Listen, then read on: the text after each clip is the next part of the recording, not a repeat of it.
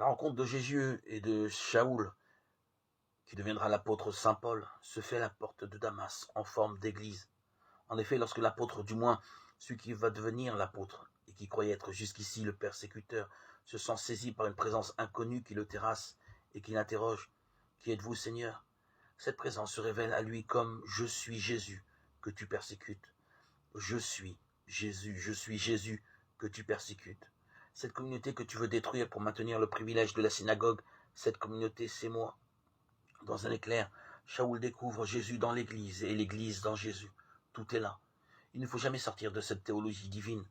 L'Église, c'est Jésus, et si l'Église n'était pas Jésus, nous serions les plus malheureux de tous les hommes, puisque sa parole ne serait plus qu'un souvenir livré à l'interprétation des hommes. Et on sait ce que les pharisiens et les docteurs de la loi ont fait des paroles de Moïse et des prophètes. Ils s'en sont servis justement pour refuser la vivante parole, le Verbe incarné, pour le juger, le condamner et le tuer. Nous ne sommes pas les disciples d'une parole morte ou d'une parole simplement écrite et conservée dans des livres. Nous sommes les disciples.